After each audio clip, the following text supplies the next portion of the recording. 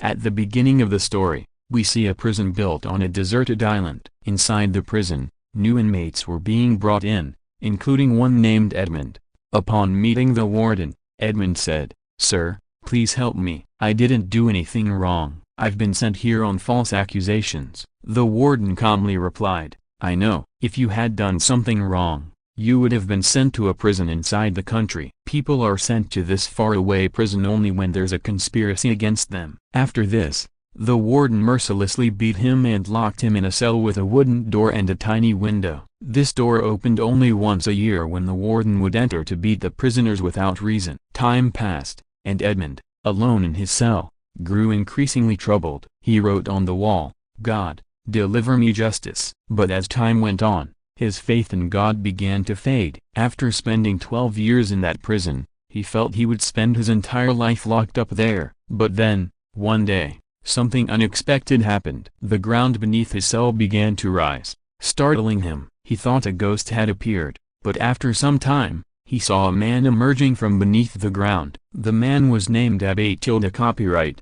a prisoner from the floor below, who had been digging a tunnel for 5 years. Coincidentally, the tunnel led directly into Edmund's cell, as if it were a divine sign. With Copyright's arrival, Edmund finally had someone to talk to. Copyright invited Edmund to his cell, and Edmund was thrilled that he wouldn't have to spend his days marking time on the wall. Entering Copyright's cell, Edmund was shocked to find it completely different. It looked more like a modest hotel room, complete with chairs and shelves filled with books. Copyright promised to teach Edmund if he helped dig the tunnel. With nothing else to do, Edmund immediately agreed. They began digging the tunnel together, but soon, they heard the footsteps of a guard approaching. Terrified, Edmund rushed back to his cell and prepared a garbage basket, as the guard was about to arrive on their floor. In this prison, the door to the cell opened only twice a day, once to collect garbage and once to serve dinner. The rest of the day,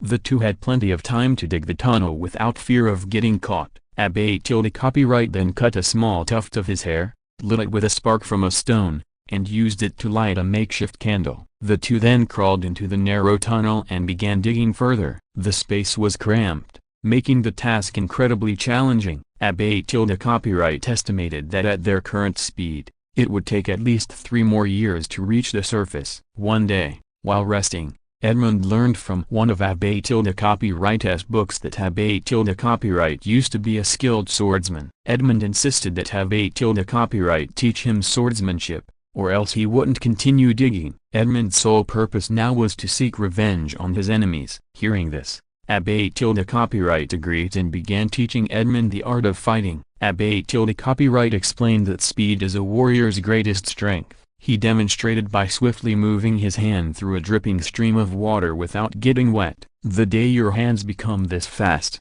you'll be a capable warrior," he said. Afterward, Copyright returned to digging while Edmund continued practicing. Over time, Copyright crafted a makeshift wooden sword from the door planks and began training Edmund more rigorously. Edmund's days were now filled with studying, digging, and swordsmanship. Months later, Edmund became an exceptional swordsman, surpassing even Copyright's skills. One evening, during a conversation, Edmund learned that Copyright had once worked for a wealthy family named Stedia. His master had amassed great wealth, and Napoleon had imprisoned Copyright to extract information about this treasure. Hearing this enraged Edmund, as he too had been betrayed by Napoleon. The tunnel they dug brought them closer to freedom each day. One day, they noticed plant roots in the tunnel, indicating that they were near the surface. Excited, they dug further, only to have their joy crushed when the tunnel collapsed,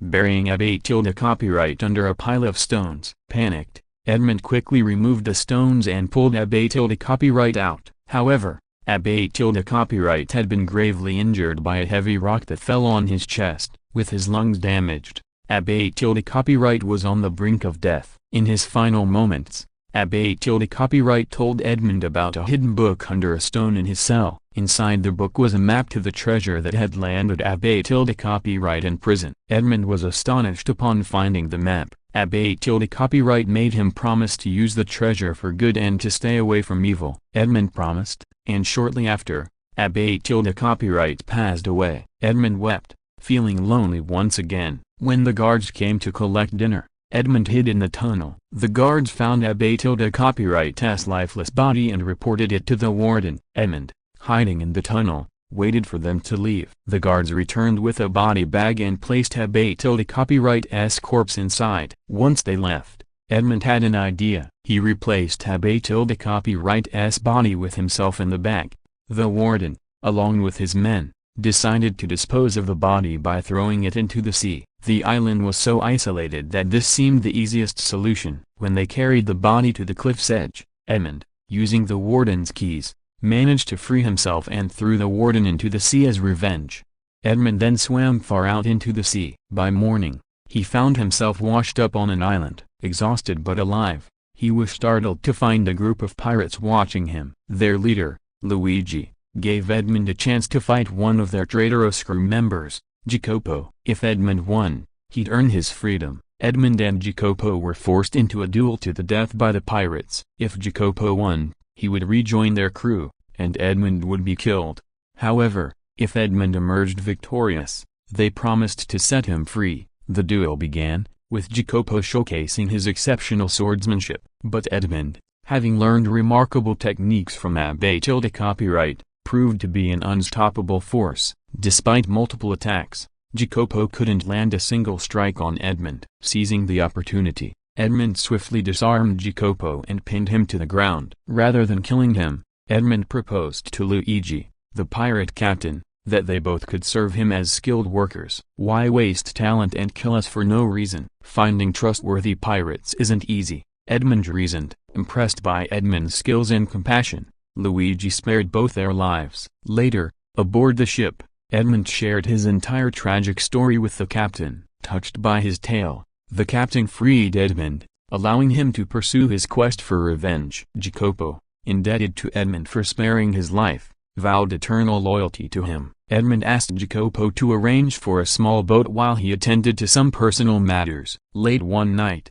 Edmund secretly returned to his former master's house, only to find everything changed. The old master didn't even recognize him. Edmund discovered that his father had died in grief after his unjust imprisonment. This revelation devastated Edmund, but the harshest blow came when he learned that it was his former friend, Mungo, who betrayed him and had even taken Edmund's fiancée Tilda Copyright as his own.